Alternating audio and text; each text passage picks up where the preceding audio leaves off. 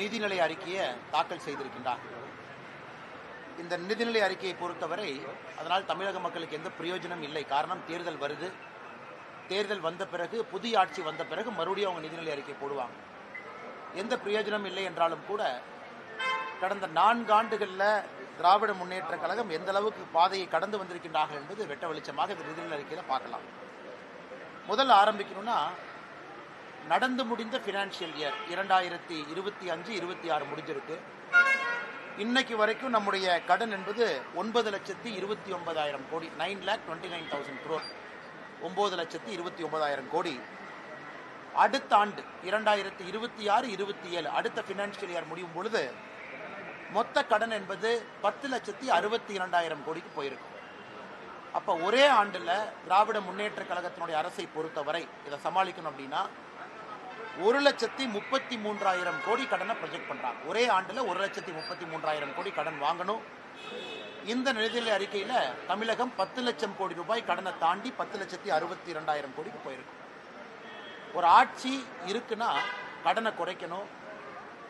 அந்த மாநிலத்தினுடைய பொருளாதார அடிப்படையில் அந்த கடன் குறைஞ்சிருக்கணும். டெப்ட் டு ஜிடிபி ரேஷியோன்னு சொல்லுவோம். அதுவும் தமிழகத்தில் குறைந்தபாடு இல்லை. கடனை அதிகமாகக்கூடிய ஆட்சி. போன ஆண்டு நிதிநிலை அறிக்கை கொடுத்த பொழுது மாநிலத்தினுடைய ரெவென்யூ ரெசிப்ட், அதாவது மாநிலம் எந்த அளவுக்கு வருமானத்தை ஈட்டி இருக்கிறாங்க அப்படிங்கிறத ரெவென்யூ ரெசிப்ட்னு சொல்லுவோம். அது ரொம்ப முக்கியமான ஒரு புள்ளி விவரம். திராவிட முன்னேற்ற கழகம் போன ஆண்டு நிதிநிலை அறிக்கையில் இந்த ஆண்டு ரெவென்யூ ரெசிப்ட் 3,31,569 கோடி ரூபாய் ஈட்டுவோம் என்று சொன்னார்கள். அதாவது இந்த ஒரு வருஷம் முழுவதுமே 3,31,000 கோடி ரூபாய் வருமானத்தை ஈட்டுவோம். ஆனால் 3,09,000 கோடி தான் வருமானத்தை ஈட்டி இருக்கிறாங்க. அப்படி என்றால் இந்த ஒரு ஆண்டு காலத்தில் போன நிதிநிலை அறிக்கைக்கும் இந்த நிதிநிலை அறிக்கைக்கும் அவங்க கிட்டத்தட்ட சொன்னபடி 21,871 கோடி குறைவாக வருமானம் ஈட்டியிருக்கின்றார்கள்.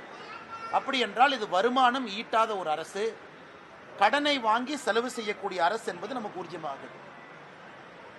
ஹையர் எஜுகேஷன், காலேஜ் ஹையர் எஜுகேஷனுக்கு பட்ஜெட் போட்டிருக்கிறாங்க 8,505 கோடி. ஆனால் போன பட்ஜெட்டுக்கும் இந்த பட்ஜெட்டுக்கும் பார்த்தீங்கன்னா இது வெறும் 11 கோடி மட்டும்தான் அதிகம். அண்ணா பல்கலைக்கழகத்தை புதுப்பிக்க போகிறோம், அதுக்கு நாங்கள் 1,380 கோடி ரூபாய் செலவு செய்ய போகிறோம்னு சொல்கிறாங்க இதே நிதிநிலை அறிக்கையில். ஆனால் உயர்கல்வித்துறையினுடைய பட்ஜெட்டை வெறும் 11 கோடி ரூபாயை உயர்த்திவிட்டு அண்ணா பல்கலைக்கழகத்தினுடைய புதுப்பிப்புக்கு 1,380 கோடி ரூபாய் நாங்கள் கொடுப்போம்னா பணம் எங்கிருந்து வரும்? அது ஒரு ஏமாற்று வேலை. ரொம்ப ஆச்சரியம் என்னன்னா, திராவிட முன்னேற்ற கழகம் ஆட்சிக்கு வந்த பொழுது cross enrolment in higher education, அதாவது 12ஆம் வகுப்பை தாண்டி மேலே படிக்கக்கூடியவங்க இந்தியாவில் தமிழகம் அதிகமாக 49 விழுக்காடு இருந்தது cross enrolment in higher education. இந்த நிதிநிலை அறிக்கை பார்க்கும் பொழுது அது 47 விழுக்காடுக்கு வந்திருக்கு. அப்படின்னா 2% இந்த திராவிட மாடல் ஆட்சியில் 2% மேற்படிப்பு படிக்கக்கூடிய மாணவர்களுடைய படிப்பு என்பது 2 விழுக்காடு மொத்தமாக குறைந்திருக்கிறது. அது மட்டும் இல்லைங்க, இன்னைக்கு விபி ராம்ஜி இந்த 100 நாள் வேலைவாய்ப்பு திட்டம் என்பது 125 நாள் வேலைவாய்ப்பு திட்டமாக விபி ராம்ஜியாக மாறியிருக்கிறது. போன ஆண்டு 29,000 கோடி 29,465 கோடி ஒதுக்கிய திமுக அரசு இந்த ஆண்டு வெறும் 28,687 கோடி ஒதுக்கி இருக்கிறாங்க. எதற்காக இதை கேட்கிறேன் அப்படின்னாங்க, இன்னைக்கு திராவிட முன்னேற்ற கழகத்தை பொறுத்தவரை 150 நாள் கொண்டு வருவோம் என்று சொன்னார்கள்.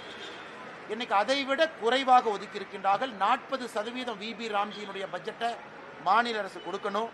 இதிலிருந்தே தெளிவாக தெரிகிறது தமிழ்நாட்டில் இவங்க இந்த 125 நாள் வேலை வாய்ப்பு என்பது வெறும் ஒப்புகை சப்பானியாக மட்டும்தான் பேசிக் கொண்டிருக்கின்றார்கள். அடுத்து கலைஞர் கைவினை திட்டம். கலைஞர் கைவினை திட்டம் உங்களுக்கு தெரியும். மத்திய அரசு நாம் ஒரு திட்டத்தை கொண்டு வந்தோம், கைவினை கலைஞர்களுக்கு நம்ம லோன் கொடுக்குறோம். அந்த கலைஞர் கைவினை திட்டத்தில் வெறும் 23,879 பேர் தான் அப்ளிகேஷனை கொடுத்துருக்குறாங்க. ஆனால் மத்திய அரசு இந்த திட்டத்தை கொண்டு வந்த பொழுது மு.க. ஸ்டாலின் அவங்க அதை நிறுத்தி வச்சாங்க. அப்பவே பல லட்சம் மக்கள் இந்த திட்டத்திற்கு அப்ளிகேஷன் கொடுத்துருந்தாங்க. மத்திய அரசினுடைய போர்ட்டலில் பல லட்சம் பேர் ரெஜிஸ்டர் பண்ணாங்க. எனக்கு தெரிஞ்சு தோராயமாக 8 லட்சத்துக்கும் சராசரியாக அந்த ரெஜிஸ்ட்ரேஷன் இருந்துச்சு தோராயமாக.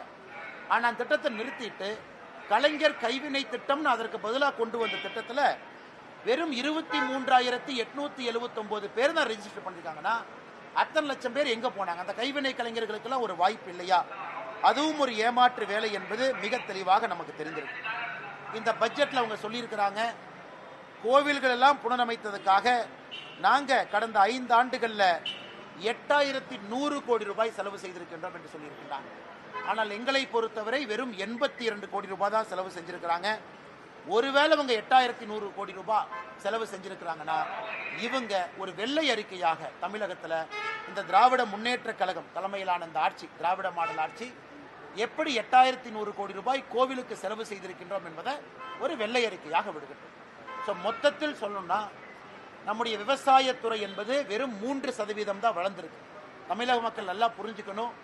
குஜராத்தில் மோடி அவர்கள் ஆட்சியில் இருந்த பொழுது 10 ஆண்டு காலம் வருடத்திற்கு 10 விழுக்காடு விவசாயம் வளர்ந்துச்சு. வெறும் 3 விழுக்காடு மட்டும்தான் விவசாயத்தை வளர்த்தி இருக்கிறாங்க.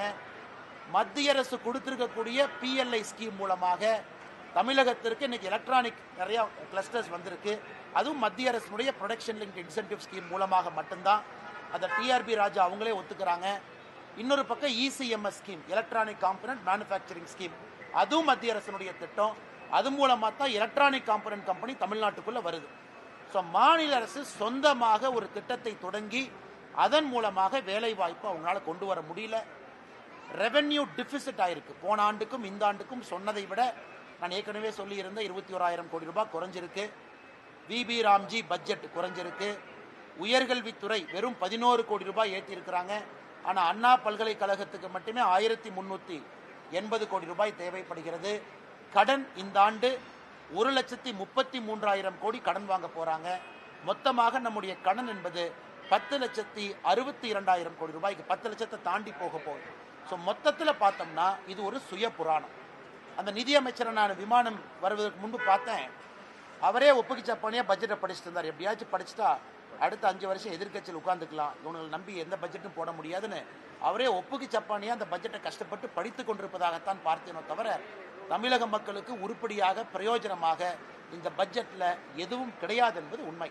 ஏன்னா மற்ற அரசியல்வாதிகள் சும்மா பேசிட்டு போயிடுவாங்க. நான் புள்ளி விவரத்தோடு சொல்லுகின்றேன். முக்கியமான விஷயத்தை சொல்றேன், கடனை சொல்றேன், ரெவென்யூ ரெசிப்டை சொல்றேங்க, உயர்கல்வித்துறையை சொல்றேன், VB ராம்ஜி சொல்றேன், உயர்கல்வித்துறையினுடைய என்ரோல்மெண்ட்டை சொல்றேன். எல்லாமே அதில் பாலாத்து கொண்டு போயிட்டு என்ன திராவிட மாடல் அரசு? அதிலிருந்து தெளிவாக தெரிகிறது தமிழகத்திற்கு 0 ரூபாய், 0 ரூபாய் கொடுத்த பட்ஜெட்டுக்கு எதுவுமே பிரயோஜனம் இல்லை. அதனால தான் இவங்களே பட்ஜெட்டுக்கு முன்னாடி வீடு வீடாக சென்னையில் போய் முட்டையை கொடுத்தாங்க. மத்திய அரசு முட்டை கொடுக்கணும். அப்போ எனக்கு தெரியல, இன்னைக்கு தான் புரியுது இவங்க பட்ஜெட்டில் முட்டையை கொடுப்பதற்காக சென்னை மூலம் முட்டை கொடுத்தாங்க என்று.